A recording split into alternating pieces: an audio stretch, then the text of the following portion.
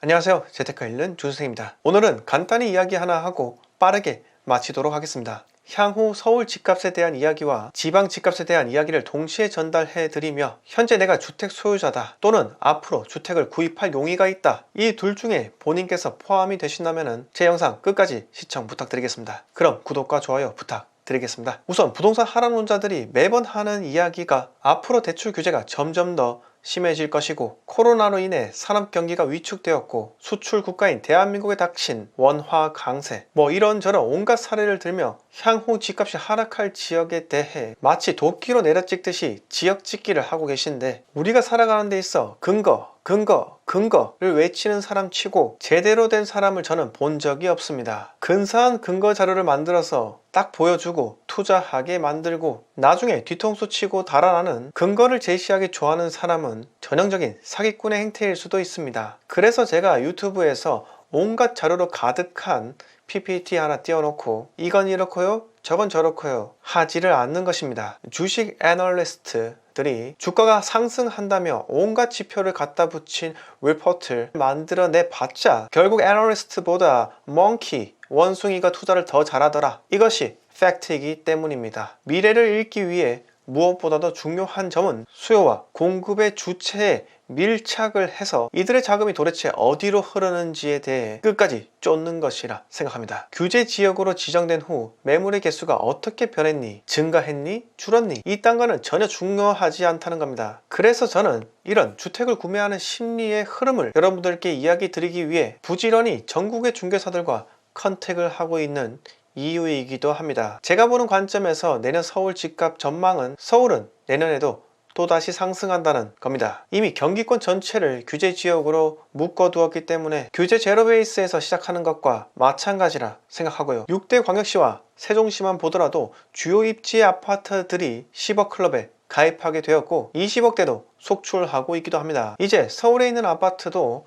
가격이 비싸지 않으니 우리 동네 친구이고, 이렇게 서울과 지방 부동산이 서로 어깨동무를 하는 현상이 발생하고 있는데, 서울에서 시작한 풍선 효과가 전국을 들썩이게 만들면서 대구, 부산, 세종은 이미 서울을 넘겼다 라는 소리까지 나오게 되면서 서울의 부동산을 소유한 많은 분들의 가슴에 스크래치를 내기도 했습니다. 그런데 이것은 잠자던 사자의 코털을 건든 거나 마찬가지입니다. 지방이 다 올랐으면 이제 서울이 시작인 겁니다. 광역시도 아닌 시 단위에 불과한 창원, 전주, 천안조차 10억 클럽에 입성한 사실은 서울을 다시 부글부글 끓게 만드는 건데요. 제가 서울 강북권에서 지표로 삼던 지역이 바로 마포구에 있는 마포레미안인데 15억 이상은 대출이 전혀 되지 않으니 올 하반기까지 주춤주춤 했었는데, 최근 마레프 84 타입이 17억 3천을 찍으면서 결국 규제 할애비가 와도 절대 통하지가 않는다는 점을 몸소 증명하기도 했습니다. 강북권에서 이 신고가가 터져 나오게 되었고, 저는 이 신고가가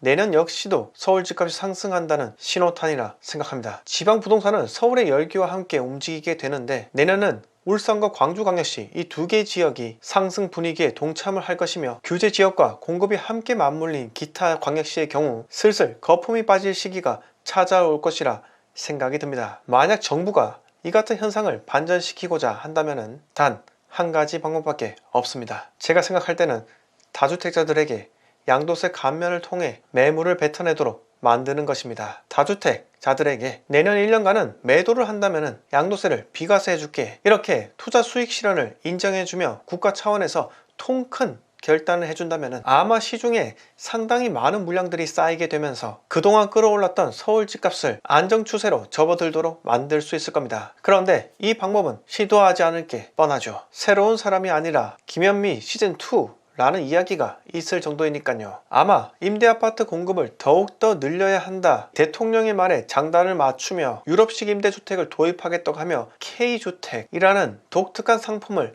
만들어낼 확률도 있죠. 이렇게 다주택자들에게 퇴로를 열어주면 다시 그들이 진입하지 않겠나 라며 우려를 표명하실 수도 있는데, 탈출한 지 몇 년 안에 본인이 거주하는 주택 외에 추가 취득을 한다면 감면받은 양도세를 뱉어내야 한다 라고 엄포를 줄 수도 있겠죠. 물론 그들의 자금이 차명으로 흘러 들어가는 것까지 막지는 못하겠지만 이것은 명의신탁이기 때문에 국세청에서 조금만 더 노력하시면 될 겁니다. 저는 오늘 내년에 서울 집값과 지방 집값 전망에 대해서 이야기를 들었습니다. 아마 집값이 상승한다는 사실에 국민들은 상당히 지쳐 있을 겁니다. 국민들은 이제 그만 언론과 주위에서 집값 하는 현상을 그만 겪고 싶을 겁니다. 그러니 이제는 다주택자들의 힘을 빌리는 수밖에 없습니다. 오늘 이야기 여기서 모두 마치겠습니다. 영상 마음에 드셨으면 구독과 좋아요 부탁드립니다.